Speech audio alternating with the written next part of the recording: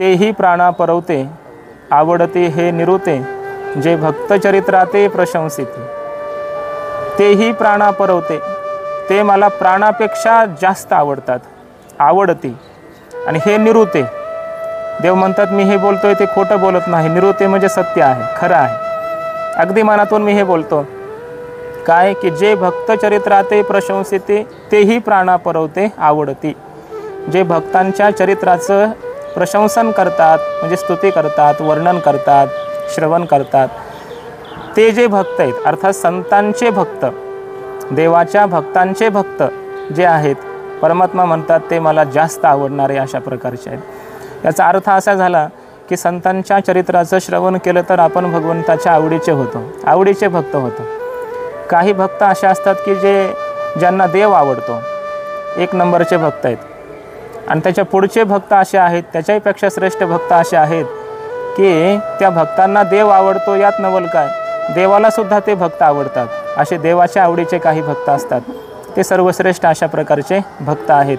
म्हणून सर्वश्रेष्ठ भक्त व्हायचं असेल, देवाच्या आवडीचा भक्त व्हायचं असेल तर आपण संतांच्या चरित्राचं श्रवण मनन केलं पाहिजे, असं एक याचं चिंतन आहे। दुसरं हे फल आहे, ज्ञानेश्वरीतून आपण हे चिंतन करू शकतो।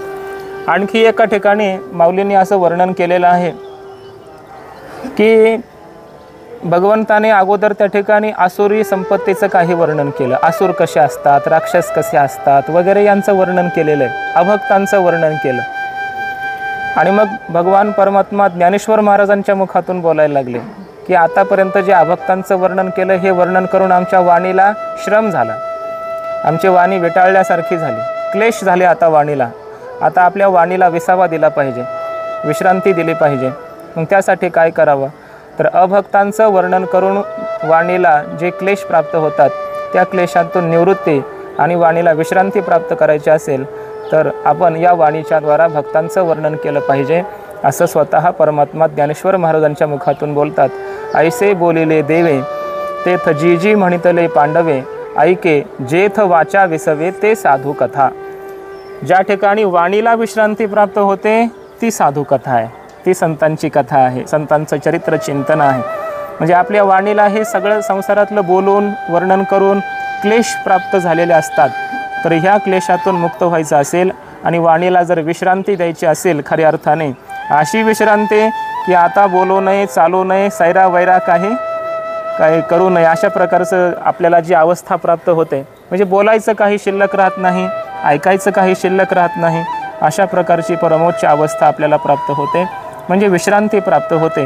म्हणून वाणीला विश्रांती प्राप्त करून घेणं हे सुद्धा एक संत चरित्राच्या चिंतनाचं फल आहे, हे तिसरं फल आहे, असा एक विचार आपल्याला करता येतो।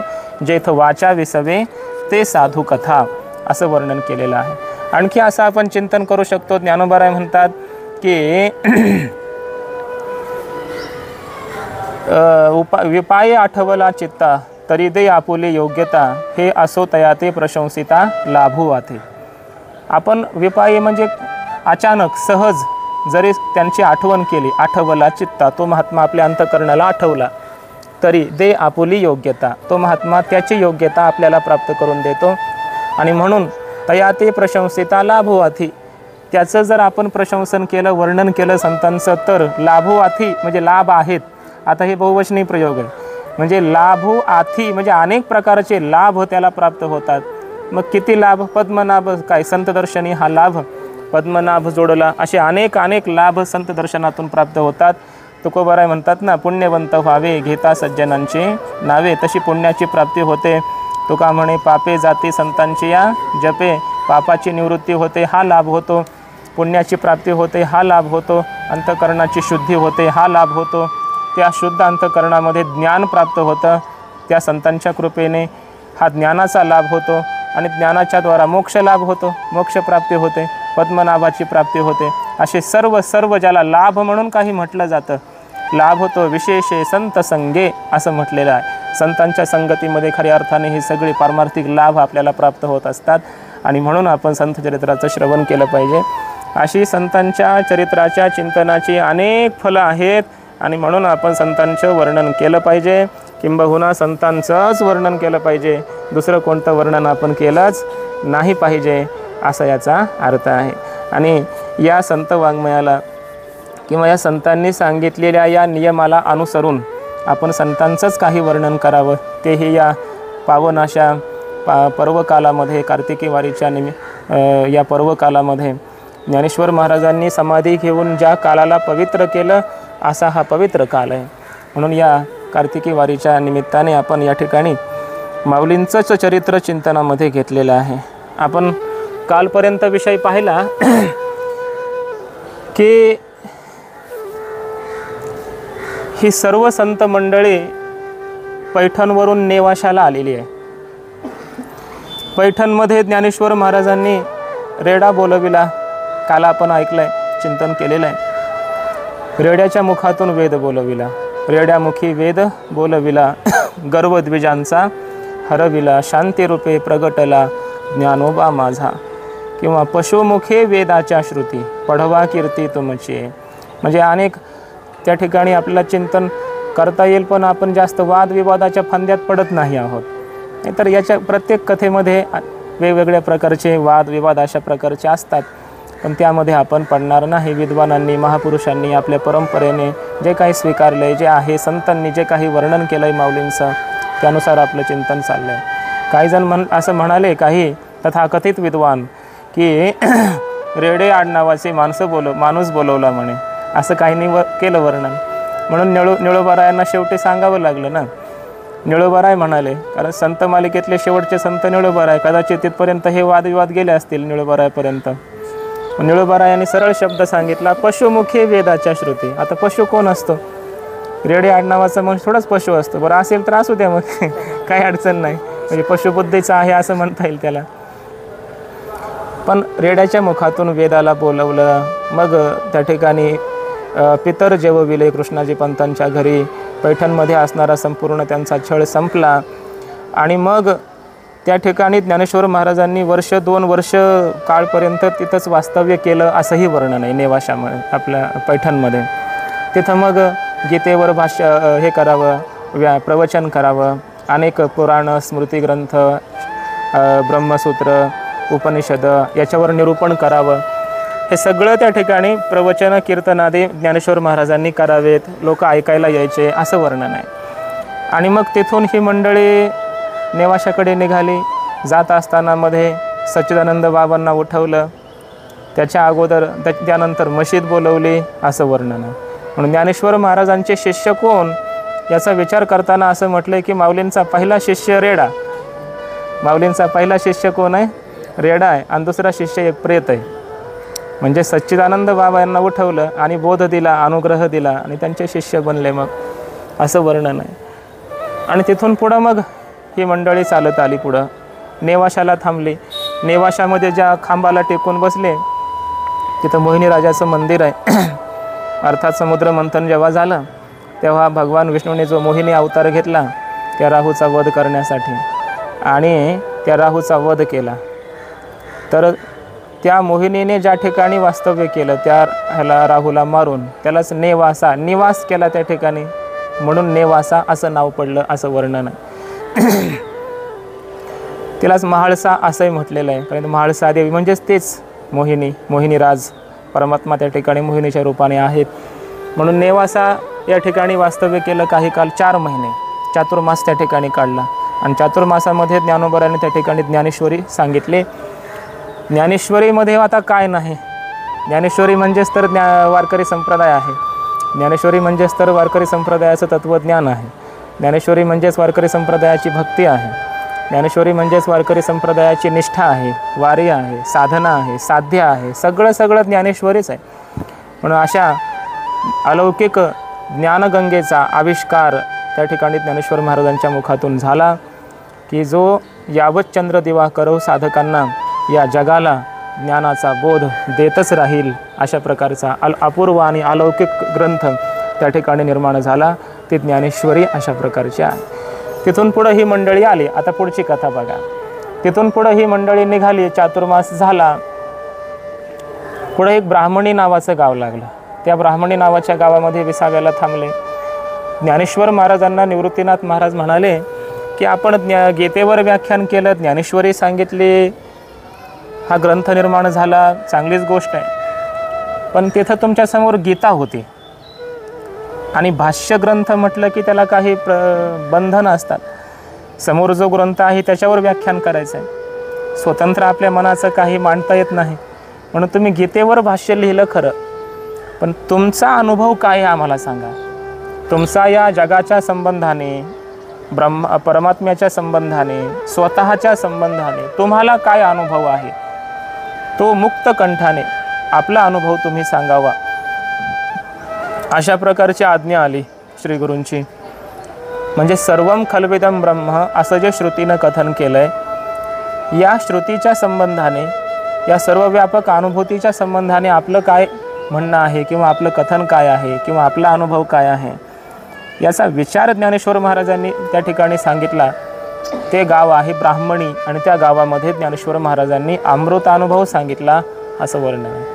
तिथं अमृतानुभव म्हणा, अनुभवामृत म्हणा, त्याला अमृतानुभव असं नंतर नाव पडलं, पण ज्ञानोबरायांचं नाव आहे अनुभवामृत. ज्ञानेश्वर महाराजांचं हे अनुभवरूपी अमृत आहे. अनुभवामृते येणे सनुभोगीजे सने विश्वाचेनी असं ज्ञानोबरायांनी म्हटलेलं आहे. म्हणून अनुभवामृताचा आविष्कार त्या ठिकाणी झाला की ज्या अमृतानुभवामध्ये ज्ञानेश्वर महाराजांनी आपला स्वतःचा अनुभव असा सांगितला की तिथं जगताची उत्पत्तीची कारणं असणारी जी शिवशक्ती, हे साक्षात ब्रह्मरूपच आहेत, हे दोन्ही एकच आहेत आणि ते आणि मी एकच आहे असा विचार पहिल्या प्रकरणामध्ये सांगितला. दुसऱ्या प्रकरणामध्ये सद्गुरूंचं वर्णन आहे. सद्गुरू हे कोणी काही हात पाय डोळे मस्तक असलेले केवळ शरीरापुरते मर्यादित नाहीत, परिच्छिन्न नाहीत, तर सद्गुरू हे साक्षात परब्रह्मच आहे आणि ते सद्गुरूच माझंही खरं स्वरूप आहे असा सद्गुरूंशी आपला अभेद सांगितला. पहिल्या प्रकरणामध्ये जगत कारण जे ईश्वर तत्व आहे त्याच्याशी आपलाच अभेद सांगितला. दुसऱ्या प्रकरणामध्ये सद्गुरूंशी आपला अभेद सांगितला. असंच पुढं आहे. मग सच्चिदानंद पदत्रय विवरण आहे, अज्ञान खंडन आहे, ज्ञानखंडन आहे, जीवनमुक्ती विवेक प्रकरण आहे. हे जी 10 प्रकरणं ज्ञानोबरायांनी सांगितली अनुभवामृतामध्ये, त्यामध्ये सर्व आपला अनुभव माऊलींनी कथन केला. जगातला सर्वोच्च कोटीचा ग्रंथ म्हणजे अनुभवामृत आहे. त्याच्यापेक्षा श्रेष्ठ अशा प्रकारचा ग्रंथ जगामध्ये आता कोणताही नाही. म्हणजे मोठ्या मोठ्यांचे हात जिथं टेकले तो अनुभवामृत आहे. मोठ्या मोठ्यांनी म्हणावं की मला अजून पहिलीच ओवी समजली नाही, दुसरीच ओवी समजली नाही असं म्हणावं. अशा प्रकारचा अपूर्व ग्रंथ, वेदांताचा आविष्कार, अजातवादाचा सिद्धांत त्या ठिकाणी प्रतिपादन ज्ञानोबरायांनी केला. किंबहुना ब्रह्मवाद त्या ग्रंथामध्ये ज्ञानेश्वर महाराजांनी प्रतिपादन केलेला आहे. असा अमृत अनुभव त्या गावामध्ये माऊलींनी सांगितला. तिथून पुढे ही मंडळी अशीच निघाली. आळंदीला यायचं होतं. मग येत असताना मध्ये केंदूर लागलं. केंदूरला कान्हो पाठक महाराज त्या ठिकाणी भेटलेत, त्यांना अनुग्रह दिलेला आहे, त्यांनाही पुन्हा बरोबर घेतलं. तिथून ही मंडळी निघाली. त्या आळे फाट्याला आलेली आहे. आळे नावाचं गाव आहे. त्या आळ्याला आले तोपर्यंत माऊलींच्या बरोबर रेडा होता आणि त्या रेड्याचा मालकही बरोबरच होता, एक कोळी होता तो. ते दोघं बरोबरच आहेत आणि रेड्याच्या मुखातून सारखा वेदाचा उद्घोष चालू आहे. रेडा वेद म्हणायचं काही थांबत नाही, त्याचं वेदाचा घोष सारखा चालूच आहे. मग आळ्याचे ब्राह्मण हे जरा जास्तच कर्मठ अशा प्रकारचे होते असं वर्णन आहे. मग त्यांनी ते ऐकलं. पाहतायत की एक पशु आहे आणि पशुच्या मुखातून सारखा वेदाचा घोष होतोय की शूद्राच्या मुखातून कधी वेद ऐकू नये किंवा त्याला ऐकू घालू नये, ऐकू देऊ नये शूद्राला वेद. आणि जर त्याने वेद ऐकलाच कोणी शूद्राने तर त्या शूद्राच्या कानामध्ये शिस ओतलं जायचं म्हणे. अशा प्रकारे त्याला शिक्षा दिली जात असे. तर मग शूद्राच्या मुखातून वेद ऐकू नये असं जर आहे तर हा तर एक शूद्रापेक्षाही नीच असणारा एक पशु आहे, रेडा आहे तो, आणि त्याच्या मुखातून वेदाचा घोष होतोय, मंत्र उच्चारण होत आहेत आणि ते आम्हाला शुद्ध पवित्र अशा ब्राह्मणांना ऐकावे लागत आहेत ते मंत्र उच्चार. हे पाप कुठे फेडावं असं त्यांना वाटायला लागलं आणि त्यांनी ते सगळे ब्राह्मण एकत्र आले आणि ज्ञानेश्वर महाराजांच्या जवळ येऊन त्यांना विनंती करू लागले. माऊली ठीक आहे म्हणले, आपण रेड्याच्या मुखातून वेद बोलविला, तो अजूनही बोलत आहे, सगळं खरं आहे, परंतु रेड्याच्या मुखातून वेद बोलवणं किंवा त्याने ते बोलणं आणि आम्ही ऐकणं हे आम्हाला काही उचित वाटत नाही. तर हा वेदाचा घोष आता आपण या ठिकाणी थांबवला पाहिजे. असं म्हटल्याबरोबर ज्ञानोबरायांनी काहीही त्या ठिकाणी न बोलता माऊली म्हणाले, जशी आपली आज्ञा, आपण पृथ्वीचे भूदेव आहात, जशी आपली इच्छा आता याचप्रमाणे होईल. त्या रेड्याला बोलवलं, त्याच्या मस्तकावर हात ठेवला आणि त्याला अनुग्रह दिला. आणि जसा मस्तकावर हात ठेवला तो समाधीस्थ अशा प्रकारचा रेडा झाला आणि त्या ठिकाणी आपला प्राण त्याने सोडला. अर्थात तो माऊलींच्या स्वरूपाला समरस झाला. त्याच ठिकाणी ज्ञानेश्वर महाराजांनी त्या रेड्याची समाधी बांधली असं वर्णन आहे. तर त्या आळ्याला अजूनही कार्तिक वद्य एकादशीला त्या ठिकाणी समाधी दिली. पण कार्तिक वद्य एकादशी म्हणजे आळंदीची वारी असते, म्हणून काही महापुरुषांनी असं सांगितलं नंतरच्या की कार्तिक वद्य एकादशीला आळंदीला यात्रा भरते, मग तिथं आळ्याला काही जाता येणार नाही, म्हणून पुढच्या एकादशीला त्या ठिकाणी आळ्याची यात्रा भरेल असं वर्णन केलं आहे. आणि त्या ठिकाणी आळ्याला त्या रेड्याला समाधी दिली. तिथून पुढं चाकणच्या रोडनी येत असताना तो जो रेड्याचा मालक होता कोळी, तोही त्या ठिकाणी मुक्त झाला, त्यालाही अनुग्रह दिला आणि त्याचीही समाधी त्या ठिकाणी बांधलेली आहे. अजूनही त्या ठिकाणी ती समाधी आहे. तिथून हे सगळे चाकणला आले. चाकणमध्ये एक महिपतीराव नावाचे श्रीमंत गृहस्थी होते. त्याने या सर्वांना बोलवलं एकत्र, म्हणले माझ्या घरी या भोजनासाठी. सगळ्यांनी यावं असं आमंत्रण दिलं.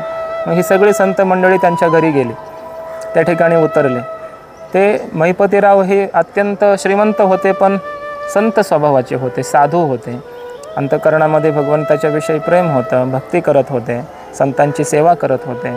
त्यांची एक कन्या होती मुलगी सीता नावाची, सीताबाई. तर तिचा विवाह त्यांनी कराडच्या रामदेव राजाबरोबर लावून दिलेला. कराडचा एक राजा होता रामदेव नावाचा, त्या राम राजाबरोबर त्या ठिकाणी विवाह लावून दिलेला. पण तो नावाचाच राम होता, त्याच्या अंतःकरणात मात्र राम नव्हता.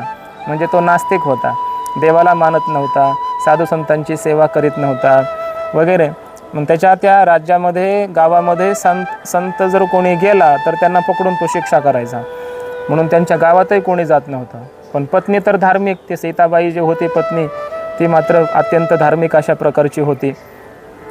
म्हणून चाकणचे जे महिपतीराव होते त्यांना अत्यंत खेद वाटायचा. त्यांचा तो खिन्न चेहरा पाहून माऊलींनी विचारलं, म्हटले आपण खिन्न दिसता, काय कारण आहे? तेव्हा त्यांनी सांगितलं, म्हणले माझी कन्या अत्यंत पारमार्थिक स्वभावाची आहे, साधू संतांची सेवा करावी अशी त्याची इच्छा आहे, तिला मुक्त केलं पाहिजे, तिचा उद्धार केला पाहिजे. परंतु तिला जो पती दैवयोगाने भेटलेला आहे, दुर्दैवाने भेटला, तो अत्यंत महान नास्तिक आहे. त्याला परमार्थ किंवा देव संत सज्जन भक्ती हे काही आवडत नाही. असं सांगितल्यानंतर माझी अशी इच्छा आहे, म्हटले की तुम्ही एक दिवस त्या ठिकाणी यात्रा करत असताना जाऊन माझ्या कन्येचा तुम्ही उद्धार करावा. म्हणून त्यांना आश्वासन दिलं ज्ञानोबरायांनी, काही काळजी करू नका, म्हटले आम्ही तीर्थयात्रा करणारच आहोत आणि ते करत येत असताना आम्ही त्या ठिकाणी तिच्या घरी जाऊन तिचा उद्धार करू. आता ते चरित्र पुढं येणार आहे. यात्रा करून जेव्हा आले तेव्हा येता येता त्या ठिकाणी माऊलींनी तिथं काही चरित्र केलेलं आहे. तिथून आळंदीला आले ज्ञानोबराय. हे सगळे संत मंडळी आळंदीला आले, बाकीचे गेले मग आपापल्या कामाने. आणि सिद्धबेटामध्ये झोपडी बांधून हे सगळे राहत होते. असं वर्णन केलं आहे की तेव्हाही सिद्धोपंत आणि उमाबाई त्यांचे आजी आजोबा आळंदीमध्ये होतेच, परंतु विठ्ठलपंत आणि रुक्मिणी माता यांचासुद्धा त्यांनी त्याग केला होता ना अगोदरच. त्यांना घरी राहू दिलं नाही, कारण इथल्या ब्राह्मणांचा त्यांना धाक होता. म्हणून ही मंडळी नंतरही त्यांच्या घरी गेले नाही, सिद्धबेटामध्ये जाऊन राहू लागले. पण आता काय झालं इकडं की हे जे सर्व पाठीमागे जे चरित्र घडलं याचा काही पत्ता यांना नव्हता. कोणाला? आळंदीच्या ब्राह्मणांना काही पत्ता नव्हता, यांना ते ज्ञातही नव्हतं, किंवा असलं तरी त्यांचा त्यावर विश्वास नसावा असंही वर्णन केलं आहे महापुरुषांनी. की रेडा बोलविला, त्या ठिकाणी पितर जेवविले वगैरे वगैरे, हे जे काही इतिहास घडला पाठीमागचा याच्यावर त्यांचा विश्वास नसावा असं एक वर्णन आहे. आणि आणखी एक थोडी कथा सांगायची राहिली, एक मजेशीर कथामध्ये सांगितलेली आहे संत वाङ्मयामध्ये. त्याचं वर्णन आहे की जेव्हा हे नेवाशावरून येत होते तेव्हा पुणतांब्याला आले. ते चांगदेवांचं गाव आहे चांगदेवांचं. त्या ठिकाणी चांगदेव महाराज समाधी लावून बसलेले होते आणि त्यांच्यासमोर अशी प्रेत आणून ठेवलेली होती चांगदेव महाराजांच्या समोर.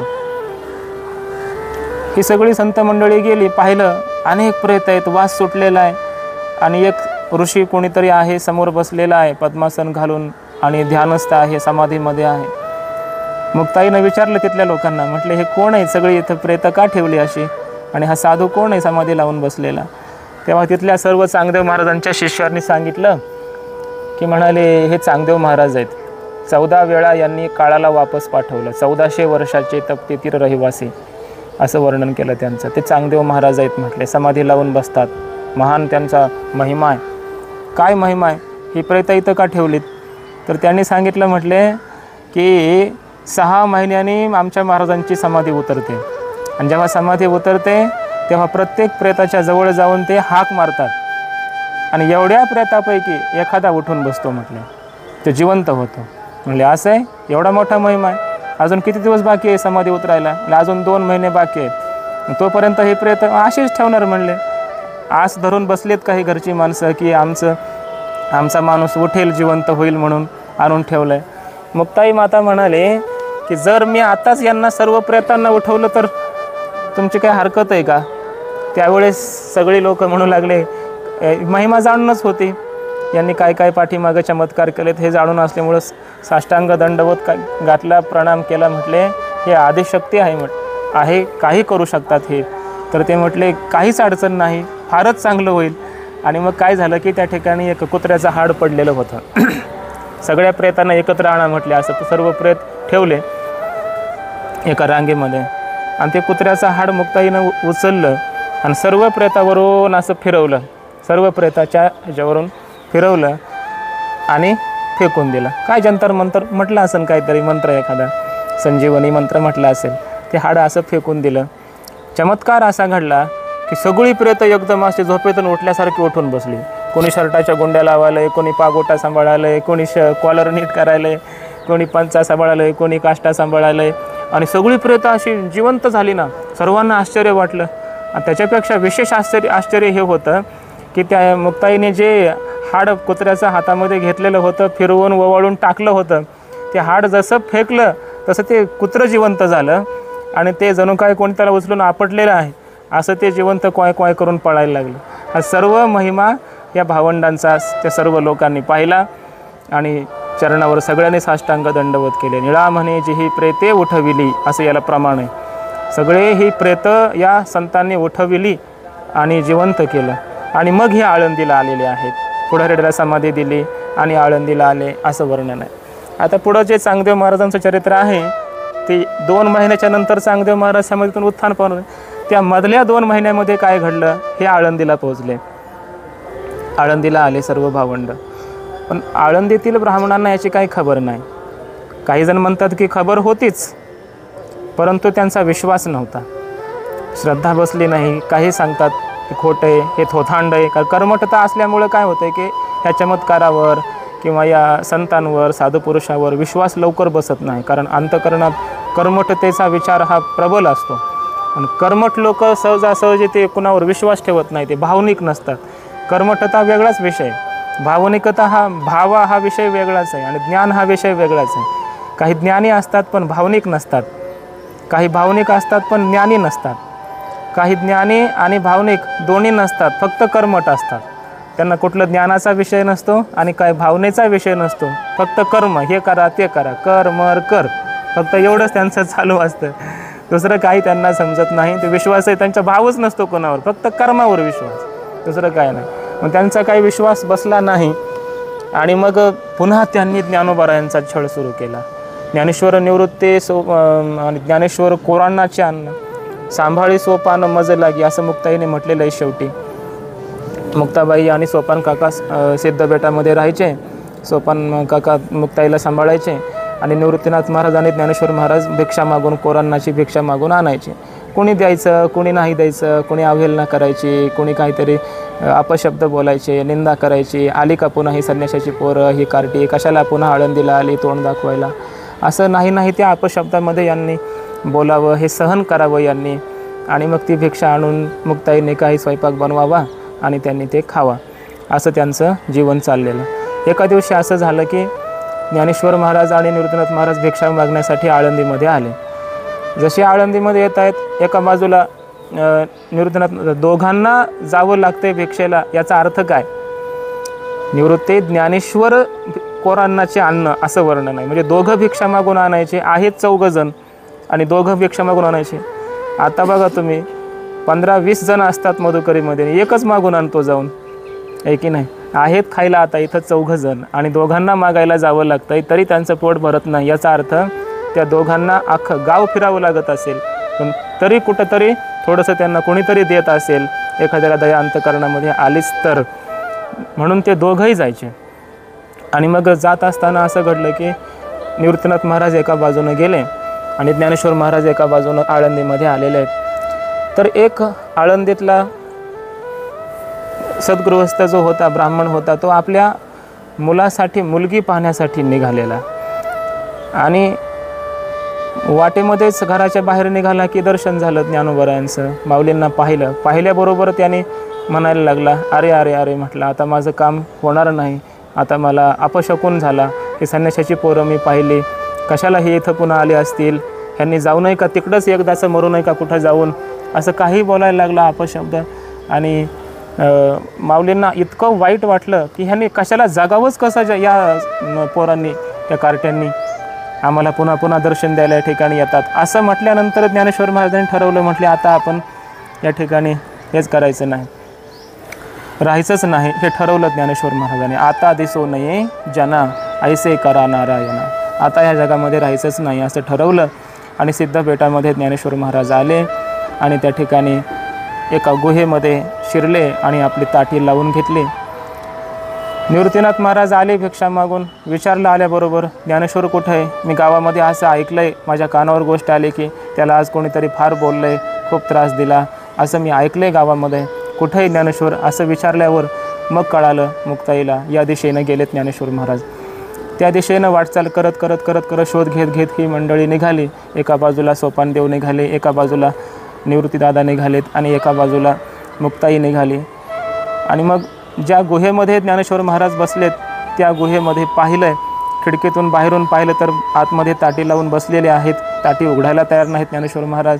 आणि एक योगाग्नी असा प्रज्वलित केलेला आहे आणि आपले प्राण हे ब्रह्मरंध्रातून हे ब्रह्मस्वरूपामध्ये विलीन करण्याचा प्रयत्न करत आहेत. योगाची प्रक्रिया सुरू केली. हे ध्यानात जसं आलं मुक्ताईच्या आणि जगाचा निरोप आता माझा ज्ञानदादा घेतोय, हे ध्यानात आल्यानंतर त्या ठिकाणी मुक्ताईने काही अभंग लिहिलेत, त्याला आपण ताटीचे अभंग असं म्हणतो. ते 11-12 काहीतरी अभंग आहेत. त्याच्यामध्ये संत कसे असावेत, संतांचा स्वभाव कसा असावा याचा उपदेश केलेला आहे. साधूनं आपल्या स्वभावाला जागलं पाहिजे, आपला स्वभाव साधूनं सोडला नाही पाहिजे. जगाचा स्वभाव आहे त्रास देणं, पण संताचा साधूचा स्वभाव कसा असला पाहिजे? योगी पावन मनाचा, साहे अपराध जनाचा. माऊली आपण योगी आहात, मनाने आपण पावन आहात आणि जगाचा आपण अपराध सहन केला पाहिजे, असा खरा योगी असतो. शब्दशस्त्रे झाले क्लेश, संती मानावा उपदेश. शब्दरूपी शस्त्रांनी जरी आपल्याला जगाने क्लेश दिले, त्रास दिला, तरीसुद्धा आपण त्याला उपदेश मानलं पाहिजे. असा अनेक प्रकाराने विश्वपट ब्रह्मदोरा, ताटी उघडा ज्ञानेश्वरा. विश्व हे एक पट आहे, वस्त्र आहे आणि त्याच्यामध्ये जे तंतू आहे ते ब्रह्म आहे. मग सर्व जगामध्ये ओतप्रोत ब्रह्मच आहे, परमात्माच आहे, देवच आहे. तर आपण मग कोणावर रागराग करायचं? ज्यांच्यावर तुम्ही रागराग करताय ते देवच आहे, तो साक्षात देवाचंच रूप आहे. म्हणून तुम्ही असं रागराग करू नये, आपण ताटी उघडावी. जीभ दातांनी चाविले, कोणे बत्तीशी ताडली. माऊली आपलेच दात, आपलेच जीभ, आपलेच ओठ असतात.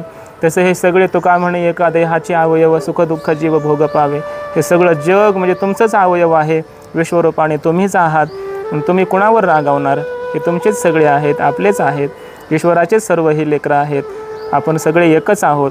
असा अनेक प्रकारे त्या ताटीच्या अभंगांमध्ये मुक्ताईने उपदेश केलेला आहे आणि आपल्या साधुत्वाची, संतत्वाची जाणीव करून दिलेली आहे की संतांनी कसं राहिलं पाहिजे याचा उपदेश किंवा याची जाणीव त्या ठिकाणी करून दिली. आणि हे सगळं ऐकल्याच्या नंतर ज्ञानेश्वर महाराज होते ते, माझी मुक्ताई किती गोड बोलते असं वाटलं. आणि मग हे सगळं ऐकल्याच्या नंतर ज्ञानेश्वर महाराजांनी ताटी उघडली आणि खऱ्या अर्थाने त्या दिवशी वारकरी संप्रदायाची ताटी उघडली. खऱ्या अर्थाने त्या दिवशी जगाची अज्ञानाची ताटी उघडली. ज्ञानाचं दार त्या ठिकाणी खऱ्या अर्थानं उघडलं. अन्यथा वारकरी संप्रदायाचं प्राकट्य झालं नसतं आणि वारकरी संप्रदायाचा एवढा प्रचार आणि प्रसार झाला नसता. या वारकरी संप्रदायाच्या विस्ताराची ताटी खऱ्या अर्थानं त्या दिवशी उघडली. वारकरी संप्रदायाच्या तत्त्वज्ञानाची, वारकरी संप्रदायाचा पाया, ह्या सगळ्यांची ताटी त्या दिवशी खऱ्या अर्थानं उघडली. म्हणून असं म्हटलं आहे की ज्ञानेश्वर महाराजांनी वारकरी संप्रदायाचं एवढं कार्य केलं हे खरंच आहे, पण ज्ञानेश्वर महाराजांना प्रवृत्त करायला कारण मुक्ताबाई आहे. म्हणून मुक्ताबाईचे आपल्यावर अनंत अशा प्रकारचे उपकार आहेत असं वर्णन आहे. हा एक प्रसंग झाला. त्यानंतर दुसरा प्रसंग असा आहे हे झालं माऊलींचं. आता यानंतर आहे एक दिवस. आता यांच्या म्हणजे दारिद्र्याचं तर खूपच वर्णन केलेलं आहे, आता तेवढं आपण करू नये किंवा करता येणारही नाही. यांचे पूर्वज जरी श्रीमंत होते.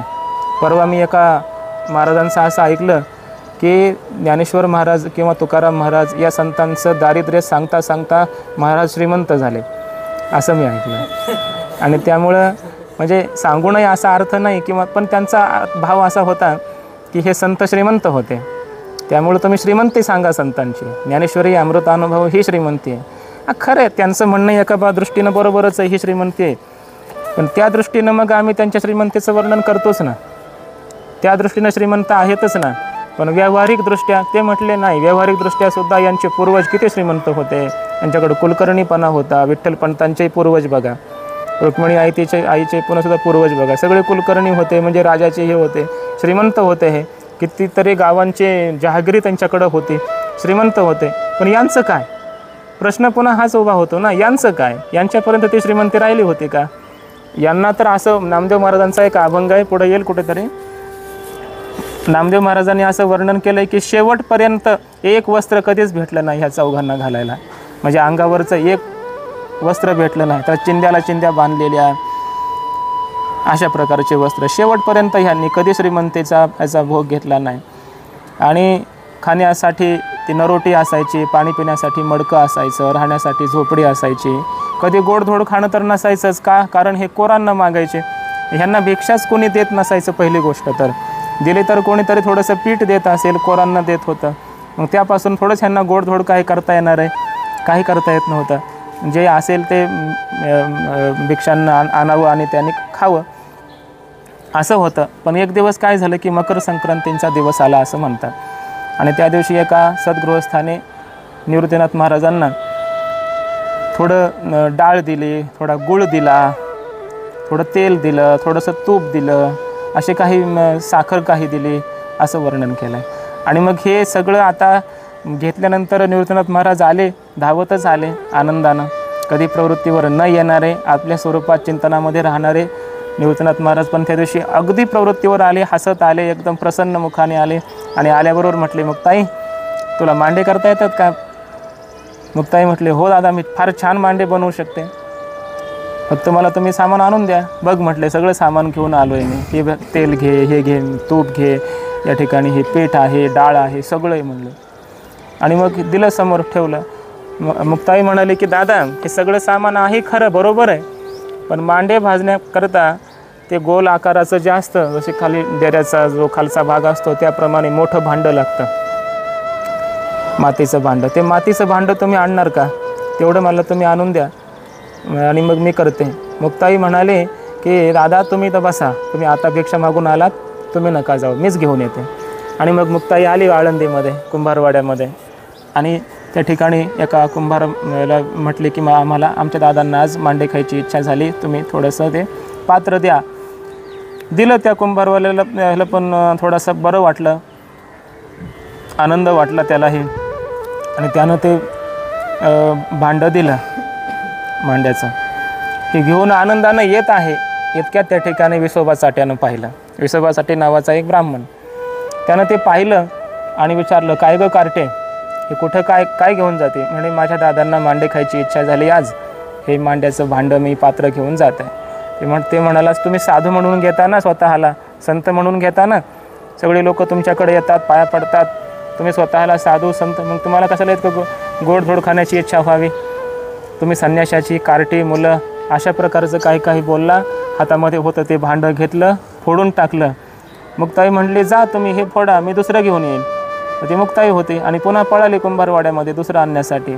पाठीमागं विसोबासाठी धावतच आला आणि त्या सगळ्या कुंभारांना त्याने एकदम जाब दिला. असं जरब देऊन त्यानं सगळ्यांना सांगून ठेवलं की म्हणे तुम्ही खबरदार, जर कोणी हिला तुम्ही मांड घेऊन आपलं हे पात्र द्याल तर तुमच्याकडं माझं देणं आहे आणि मी आताच तुम्हाला सगळ्यांना पैसे मागेन, तुम्ही कोणालाही कोणीसुद्धा भांडं द्यायचं नाही.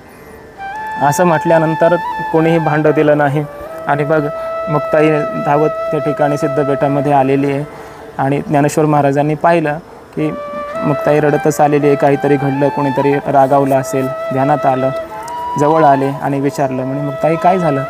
त्यावेळेस मुक्ताईनं सांगितलं, म्हणे दादा आज निवृत्ती दादांनी भिक्षेमध्ये सगळं काही गोडधोड आणलेलं आहे, त्यांना मांडे खाण्याची इच्छा झाली होती, मी पात्र आणण्यासाठी आळंदीत गेले तर विसोबासाठी त्यांनी मला ते घेऊ दिलं नाही, ते फोडून टाकलं आणि मला नाही नाही ते शब्द बोलला आणि रडायला लागलेली आहे. त्यावेळेस ज्ञानेश्वर महाराज म्हणाले, तुला मांडेच खायचेत ना, बनवून द्यायचेत ना, तू तयारी कर म्हटले, काही अडचण नाही, माझ्या पाठीवर तू मांडे भाज. असं म्हटल्यानंतर मुक्ताई म्हणते, आता पाठीवर मांडे कसे भाजले, त्याला अग्नी लागतो ना. त्यावेळेस आता बघा, जेव्हा मुक्ताई रडते तेव्हा ज्ञानेश्वर महाराज समजून सांगतात आणि जेव्हा ज्ञानेश्वर महाराज ताटी लावून बसतात तेव्हा मुक्ताई उपदेश करते. कसे असतील हे भावंड? हे एक उपदेश घेण्यासारखा हा आहे की असं बंधुत्वाचं नातं असलं पाहिजे. बहीण भाऊ, दोन बंधू असे असले पाहिजे. एक खचला की दुसऱ्यानं धीर दिला पाहिजे, त्याला पुन्हा उठवलं पाहिजे, जागं केलं पाहिजे. हा सुद्धा म्हणजे चरित्रातून घेण्यासारखा एक अत्यंत महत्त्वाचा भाग आहे.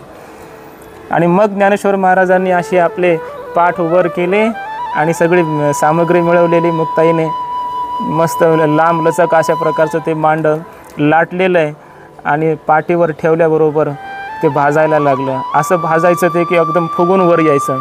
मांडीवर योगाग्नी प्रज्वलित केला ज्ञानोबरायांनी आणि त्या योगाग्नीच्या त्या ज्वाळेवर खूप वर्णन केलं आहे संतांनी. मुखातून ज्वाळा निघायच्या, रक्त माऊलींचे डोळे असे रक्तासारखे लाल बुंद झालेले आणि शरीर पूर्ण पाठ अशी तव्यासारखी तप्त झालेली आणि त्याच्यावर ते मांड ठेवल्याबरोबर असं फुगून वर यायचं. आणि विसोबासाठी पाहण्यासाठी आला, पाहतोच मी कसे हे मांडे खातात ते, म्हणून पाहण्यासाठी तो आलेला. खिडकीतून पाहतोय तर इकडं ज्ञानेश्वर महाराजांच्या पाठीवर मांडे भाजणं चाललेलं आहे आणि एका बाजूला निवृत्तीनाथ महाराज आणि सोपान काका जेवायला बसलेले आहेत आणि एक एक मांड भाजून त्यांच्या ताटामध्ये पात्रावरती वाढते आणि ते जेवण करतायत. हे सगळं जसं काही पाहिलं विसोबासाठ्याने अंतःकरणातला पूर्ण अहंकार गेला, मी फार मोठी चूक केली हे ध्यानात आलं आणि तो दरवाजा उघडला आणि एकदम मुक्ताईच्या चरणावर पडला आणि त्या निवृत्तीनाथ महाराजांच्या पात्रामध्ये जे काही उच्छिष्ट होतं मांड्याचं ते घ्यायला लागला ना, असं दोन्ही हाताने तो प्रसाद खायला लागला. आता यांच्या प्रसादाशिवाय माझी मुक्तता नाही होणार, माझा उद्धार नाही होणार, म्हणून त्यांच्या ताटातलं ते उच्छिष्ट असं घेऊन खायला लागला. त्यावेळेस मुक्ताई म्हणते, असा काय खेचरासारखा खायला लागला. तेव्हापासून त्यांचं आडनावच खेचर पडलं, म्हणून विसोबा खेचर असं त्यांना म्हणू लागले. तेव्हा ज्ञानेश्वर महाराज म्हणले, परतासर परतासर परतासर असं ऐकला शब्द. परता म्हणजे पलीकडे सरक, पलीकडे सरक असं म्हटल्यावर असं वर्णन केलं त्या ठिकाणी निळोबारायांनी की विसोबा खेचर परा पश्चंती मध्यमा आणि वैखरी हा 4 वाण्याच्या पलीकडे गेला. विसोबा खेचर परतासर म्हटल्याबरोबर स्थूल, सूक्ष्म, कारण आणि महाकारण या 4ही शरीराच्या अतीत झाला आणि त्याला निर्विकल्प समाधी लागला, परब्रह्म स्वरूप अशा प्रकारचा झाला असं वर्णन केलं आहे. परतासर म्हटल्याबरोबर उपदेश प्राप्त झाला आणि मग तो जागा झाला आणि या चौघांच्या चरणावर लोळण घालू लागला, मला क्षमा करा, मला क्षमा करा, मला माझ्याकडून फार मोठी चूक झाली, फार मोठा अपराध केला, मी ईश्वर अवतार असणाऱ्या अशा तुम्हा सर्व संतांचा मी छळ केला, मला प्रायश्चित्त द्या, माझा उद्धार करा, मला अनुग्रह द्या असं म्हणू लागला. आणि मग तेव्हा ज्ञानेश्वर महाराजांनी मुक्ताईला सांगितलं, म्हटले मुक्ता आता तुझ्या ह्या दुसऱ्या लेकराला तू आता काय कर, उपदेश दे. आणि मग मुक्ताईने बोध खेचरासी केला असं म्हटलं आहे. तेने नाम याला बोध येले, त्याने मग नंतर नामदेवरायांचे ते गुरुस्थानी झाले. मुक्ताईने असा बोध दिला आणि अशा अवस्थेला प्राप्त करून दिलं आहे त्याला खेचर स्वामींना की ते नामदेवरायांच्या गुरुस्थानी विराजित झाले, असा उपदेश केला, असा उद्धार त्यांचा केला असं वर्णन आहे. आता हे 2 महिने मधले होऊन गेले. इकडे चांगदेव महाराज समाधीतून जागे झाले आणि पाहतात तर समोर एकही प्रयत्न नाही. प्रत्येक वेळी तर शेकडो प्रयत्न समोर आलेले असतात आणि आज एकही प्रयत्न नाही. म्हणजे कसं काय नाही एकही प्रयत्न? शिष्यांना विचारलं, आता शिष्य होते त्यांचे भरपूर, काही 1400 काही तर त्यांचे शिष्य होते असं वर्णन आहे. तर त्या शिष्याने सांगितलं, पूर्ण हकीकत सांगितले की इथे 4 भावंड आले होते आणि त्यांनी सर्व प्रेत उठविली आणि त्यांनी पैठणमध्ये रेड्याच्या मुखातून वेद बोलविलेला आहे, त्याने पितर जेवू घातले. सर्व चमत्कार सांगितल्याच्या नंतर चांगदेव महाराजांना काही खरं वाटेना. एवढा मोठा सिद्धी प्राप्त असलेला असा महात्मा कोण असू शकतो माझ्यापेक्षा मोठा? मी फक्त एकाला जिवंत करू शकतो, सगळीच प्रेत उठवली यांनी, माझ्यापेक्षा मोठा कोण असा असणार आहे? विचारपूस केली पाहिजे. म्हणून त्यांनी एक पत्र लिहिलं पैठणच्या ब्राह्मणांना, म्हणे चिरंजीव, का हे 1400 वर्षाचे होते ना, सगळे चिरंजीव यांच्यासमोर, चिरंजीव आशीर्वाद सर्व ब्राह्मणांना. आणि आम्ही असं ऐकलेलं आहे की ज्ञानेश्वर महाराज, निवृत्तनाथ महाराज या संतांनी रेडा बोलविला, पितर जेवविले, ज्ञानेश्वरी लिहिली, प्रेत उठविले. तर हे सर्व चरित्र त्यांचं सत्य आहे का मिथ्या आहे हे आपण आम्हास कळवावे. आणि पाठवलं पत्र. हे पत्र वाचलं पैठणच्या ब्राह्मणांनी आणि पुन्हा सगळ्या स्मृती जाग्या व्हायला लागल्या. रेडा बोलवला ज्ञानेश्वर महाराजांनी, प्रेत जेवविली, डोळ्यातून अश्रूच्या धारा निघायला लागल्या पैठणच्या ब्राह्मणांच्या. हे संत मंडळी, त्यांची आठवण यायला लागली. आणि मग त्यांनी दुसरं पत्र लिहिलं आणि पाठवून दिलं की तुम्ही जे ऐकलेलं आहे ते यथार्थ आहे, ते सत्य आहे. आणि मग चांगदेव महाराजांना पूर्ण विश्वास पटला आणि मग ठरवलं की आपण भेट घेतली पाहिजे ज्ञानोबारायांची, भेट घेतली पाहिजे हे ठरवलं. निघाले, पण शिष्य होते ना महाराज, जवळचे शिष्य फार खत्रे असतात. काही काही अंतःकरणात नसलेला अहंकार जागा करून द्यायला, कारण ते शिष्यच असतात. असे पाया पडतात, असं वर्णन काही करतात की त्या गुरुला असं वाटतं माझ्यापेक्षा मोठा कोणीच नाही जगामध्ये, असं होतं. त्याचा नसलेला अहंकार जागा होतो. म्हणून तुकोबाराय सरळ म्हटले, न करावी स्तुती माझी संतजनी, होईल या वचनी अभिमान. म्हणून चांगदेव महाराजांना म्हटले, महाराज आपण कोण? ते काय पोरं, आत्ताची नवीन पोरं, त्यांच्याकडे काही असतील सिद्धी वगैरे, परंतु आपण 1400 वर्षाचे आहात, 14 वेळा आपण काळाला पाठीमागं पाठवलेले आहात.